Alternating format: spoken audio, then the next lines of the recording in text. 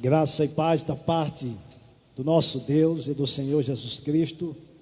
Seja com todos que estão presentes aqui e aqueles que estão, com certeza, acreditamos, nos acompanhando nos seus smartphones, nas redes sociais.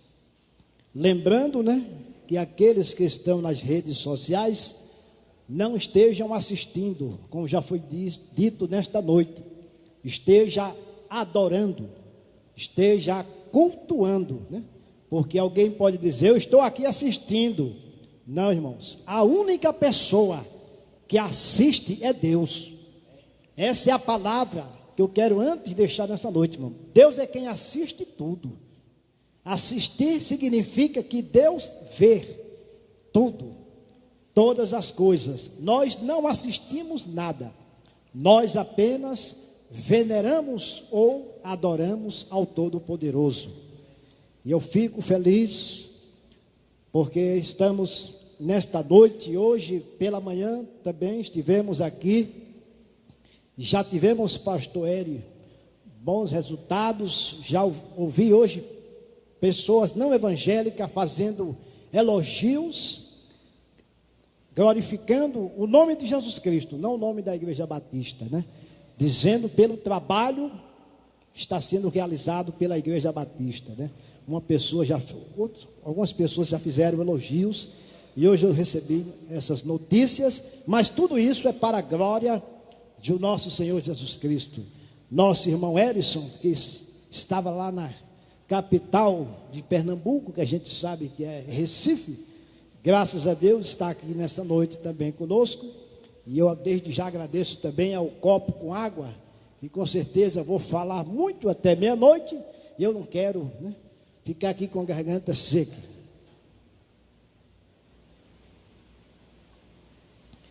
Mas eu gostaria que você que está em casa continue nos acompanhando, e você pode aí abrir a sua Bíblia no Evangelho de Mateus. Hoje o pastor Valdeci fez uma exposição, irmãos, bíblica. Creio que ele está também acompanhando, Ele não está aqui conosco, mas acredito que ele está também acompanhando em sua casa ali, glorificando, adorando também ao Senhor Jesus Cristo. E hoje o pastor fez uma exposição aqui, bíblica, a respeito dos profetas, daqueles Evair, que foram chamados, comissionados por Deus, para falar não o que eles gostariam, mas aquilo que Deus gostaria que as pessoas pudessem ouvir. Então agora vamos, para o Evangelho de Mateus, capítulo 17, o verso 14. Do Evangelho de Mateus, você aí em sua casa nos acompanha adorando a Deus. Evangelho de Mateus, capítulo 17, vou fazer uma leitura começando do verso 14 até o verso 21. Deus, irmãos, nessa noite já está falando. Já estamos sentindo a presença de Deus através dos cânticos, e agora será a palavra ministrada, não a palavra do pastor Francisco, mas a palavra a qual o Espírito Santo já colocou e vai com certeza me guiar durante esses momentos. E assim vou fazer a leitura do Evangelho de Mateus 17, do verso 14 ao 21, onde o texto fala da cura de um jovem possesso. E quando chegaram para junto da multidão, aproximou-se dele um homem que se ajoelhou e disse para Jesus: Senhor, compadece-me de meu filho, porque é lunático e sofre muito, pois muitas vezes cai no fogo e outras muitas vezes na água. Apresentei-o a teus discípulos, mas eles não puderam curá-los. Jesus exclamou, dizendo: ó geração incrédula e perversa, Até quando estarei convosco? Até quando vos sofrerei? Jesus estava falando isso para as pessoas que estavam ali, ao mesmo tempo para os discípulos. Disse-lhe Jesus: trazei-mo aqui o rapaz ou o menino. E Jesus repreendeu o demônio, e este saiu do menino, e desde aquela hora ficou o menino curado. Então os discípulos, aproximando-se de Jesus, perguntaram em particular: por que motivo não podemos nós expulsá-los? Olha aí. E ele lhes respondeu: por causa da pequenez da vossa fé. Pois em verdade vos digo que se tiverdes fé como um grão de mostarda, direis a este monte: passa daqui para acolá, e ele passará. Nada vos será impossível. Mas agora, irmãos, vem o mais importante. O conteúdo bíblico agora de Jesus é esse: mas esta casta não se expele, senão por meio de oração e jejum. Senhor nosso Deus, mais uma vez estamos na tua presença, Senhor. Meu Deus, nesta hora, meu Deus, eu te peço que o teu Espírito Santo, além de ser consolador, eu te peço que nesse momento ele venha me usar nesta hora, meu Deus. Que eu seja usado pelo teu Espírito Santo, que a palavra que vai ser ministrada nesta noite, meu Deus, seja para a glória do teu nome. Eu tenho necessidade, meu Deus, porque eu dependo exclusivamente de ti. Portanto, meu Deus, me usa, perdoa, Senhor, os meus pecados e os nossos pecados. E mais uma vez, meu Deus, nós colocamos os 193 países ou mais uma vez em tuas mãos, porque cremos que o Senhor é aquele que está no controle de todas as coisas. Meu Deus, tenha misericórdia de nós, fica conosco. Esta é a minha oração em nome do Senhor Jesus, amém. Que Deus assim nos ajude, irmãos, nessa noite, a entendermos aquilo que Deus quer falar para cada um de nós. Meus amados irmãos e aqueles que estão nos acompanhando, eu gostaria de aproveitar este relato de Mateus e justamente trazer para conhecimento nosso e de todos aqueles que estão nos ouvindo duas coisas importantíssimas que eu gostaria de que nesta noite nós pudéssemos atentar. Primeiro, eu gostaria de dizer que Jesus estava, antes deste relato, aonde estava Jesus, diácono Alzamar Felipe? Aonde Jesus estava? Jesus estava, irmãos, no Monte Hermon, irmão Gilmar.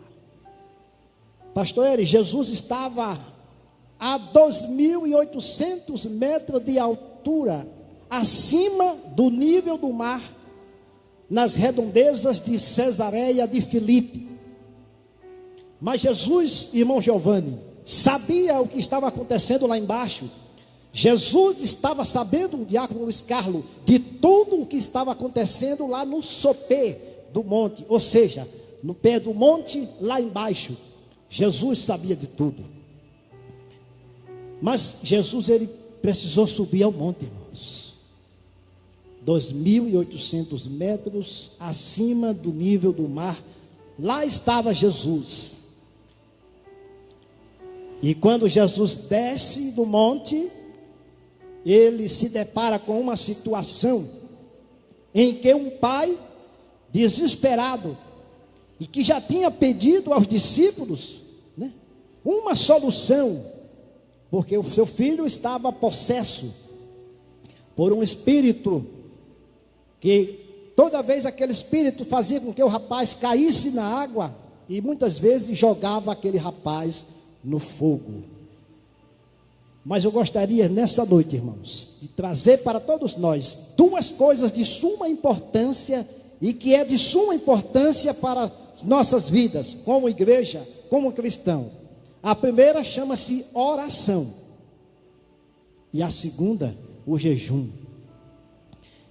Mas eu quero começar pelo jejum, irmãos. Quero começar pelo jejum. Quem não lê a Bíblia, quem nunca leu a Bíblia, vai ter um entendimento totalmente diferente, irmão Murilo, a respeito do jejum. Tem pessoas, irmão Erison, que pensam que jejuar, eu vou jejuar para perder peso, eu vou jejuar para fazer isso, fazer aquilo. Qual é o propósito do jejum bíblico? É isso que as pessoas precisam saber. Qual é o propósito do jejum bíblico, ou melhor, o que significa o jejum bíblico? Ele tem um significado, irmãos. Irmãos, jejum não é para comprar casa, jejum não é para comprar propriedades, jejum não é para que se abra porta de emprego, concurso público ou qualquer outra circunstância. Jejum, irmãos, tem um significado. Primeiro, irmãos, jejum significa esvaziar-se de nós e nos enchermos de Deus. Por que eu tenho que jejuar? Qual a necessidade de jejuarmos? Por que eu preciso me jejuar? Porque nós muitas vezes estamos cheios de tantas coisas, irmãos, estamos vazios de Deus.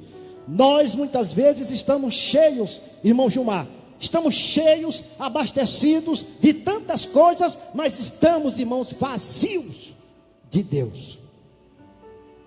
Foi por isso que Jesus Cristo disse: irmã Emanuele, sabe por que vocês não puderam expelir esse demônio? Aí Jesus coloca, primeiro Jesus diz uma condição. Primeiro, por causa da fé de vocês, que é muito pequenininha. E além da fé, Jesus ainda há duas condições, há dois termos. Jesus diz: olha, tem duas coisas importantes também. E essas duas é a causa, é a solução, e que vocês precisam fazer: oração e jejum. A gente observa, irmãos, que o fato é que o rapaz estava com um espírito, estava possesso. Então, o propósito da oração e do jejum na vida daqueles discípulos é para que eles tivessem autoridade de, no nome de Jesus Cristo, expelir aquele demônio. Aí Jesus diz aqui no verso 21: mas esta casta não se expele, senão por meio de oração e jejum. O jejum é isso, irmãos. O jejum, igreja, é para que nos esvaziemos de nós mesmos. Porque às vezes nós achamos que estamos tão cheios do conhecimento, da sabedoria, da inteligência, quando na verdade a Bíblia vai dizer, irmãos, que a sabedoria humana, lá em Tiago, diz que ela é animal e diabólica. Está lá em Tiago isso. Mas a verdadeira sabedoria, irmãos, que desce do alto, diz Tiago que ela é pura, ela é pacífica. Então esse é o propósito do jejum, irmãos. E porque o Espírito Santo de Deus me orientou para que nessa noite focássemos nesse contexto, oração e jejum.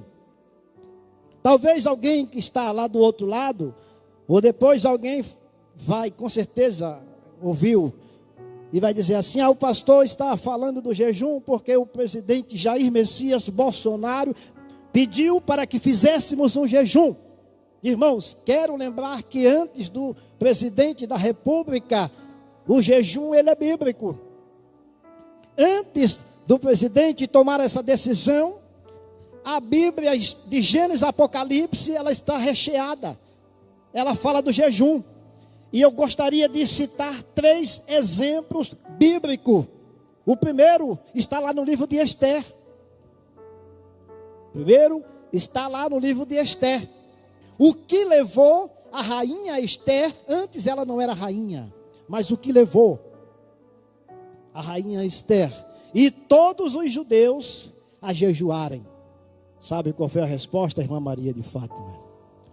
Porque Amã o inimigo dos judeus se levantou, e ele ainda disse mais, irmão Erickson, ele chegou para o rei, tentou persuadir o rei, e disse, olha rei, existe um povo espalhado na face da terra, que eles não fazem caso das tuas leis, são diferentes de nós. E isso levou o rei, irmãos, a assinar um decreto. O rei tirou os seus anel, fez um decreto e entregou o anel nas mãos de Amã, que era inimigo dos judeus, e disse, agora você faça com esse povo o que você bem quiser. E a ordem, irmãos, a ordem é para que todos os judeus em todas as províncias fossem aniquilados. Essa foi a ordem, irmão Rodrigo. A ordem de Amã foi essa. Eu quero que todos os judeus sejam aniquilados. Isso me faz lembrar, sabe o que, irmãos? O genocídio. O genocídio que aconteceu, onde 6 milhões de judeus também foram mortos. Um genocídio. Irmãos, mas o projeto, a ideia de Amã fracassou. Fracassou porque Deus estava com aquele povo, Deus estava com os judeus, Deus estava com o povo de Israel, porque a Bíblia diz, irmãos, que ninguém se levanta, ninguém mexe com o povo de Deus. E foi necessário, irmãos, fazer um jejum. Foi necessário fazer um jejum. Mordecai, primeiro ele fica desesperado, ele se veste de saco e vai lá para a porta do rei. Coisa, irmãos, que não era lícito uma pessoa se apresentar de saco, entrar ou se aproximar do rei, chegar lá no palácio, ou próximo do palácio, vestido de saco, não se podia fazer isso. Mas Mordecai fez isso. Vestir-se de saco, colocar cinzas sobre a sua cabeça, era sinal de humilhação diante de Deus. Esse é um dos jejuns, lá no livro de Esther. O outro nós encontramos também lá no livro de Jonas, irmãos. No livro de Jonas, há outro relato também de um jejum.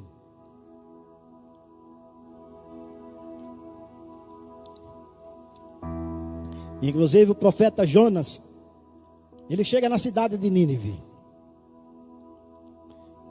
E a mensagem de Jonas foi direta e objetiva, e ele disse, olha, vocês arrependam-se dos seus pecados, porque dentro de 40 dias a cidade será destruída. E a mensagem do profeta, da parte de Deus, chegou ao rei, e o rei fez um decreto. Eu nunca vi de Gênesis a Apocalipse, irmãos, nenhum evento semelhante a esse, que inclusive até os animais tiveram que se vestir de saco. Está lá, irmãos, no livro de Jonas. De Gênesis ao Apocalipse, não vimos nenhum evento semelhante a esse, irmão Erickson, que até os animais tiveram que se vestir de saco. Está lá no contexto. Os homens e os animais vistam-se de sacos. E ainda a ordem disse mais, não leve os animais para o pasto. Todos estejam em abstinência para ver se Deus tem misericórdia de nós. E a Bíblia diz, irmãos, a palavra de Deus vai dizer que o rei disse, vamos clamar. Aí entra agora a oração, irmãos. Entra agora a oração. Primeiro eles se vestiram de saco. E agora eles disseram, vamos clamar. Vamos interceder. Vamos pedir misericórdia ao nosso Deus, para que esse Covid-19, ele saia de nós.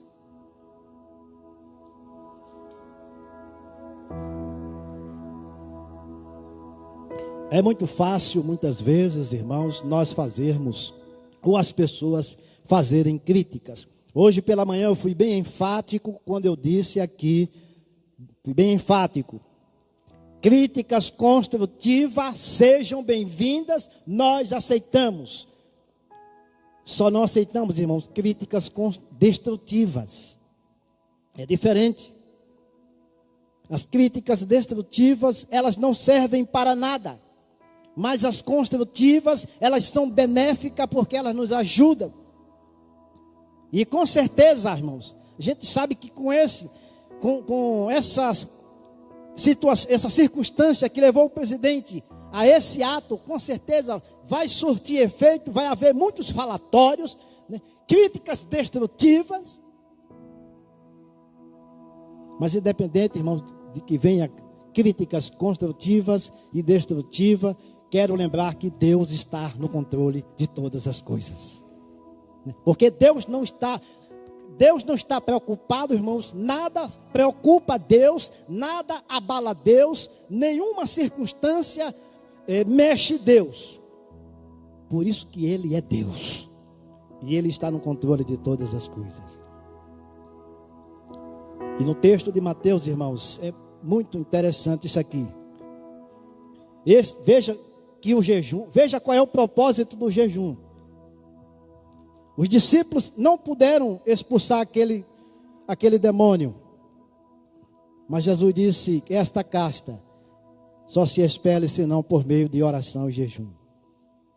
Irmãos, o rei Ezequias,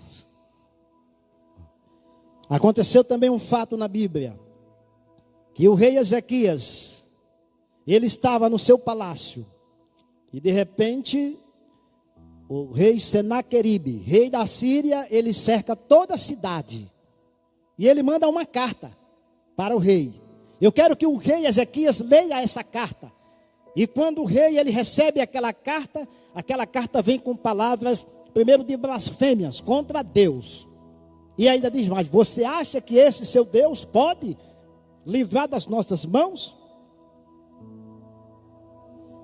E o rei Ezequias ele toma uma atitude, irmão Vitor. O rei Ezequias toma uma atitude. Ele não ficou desesperado.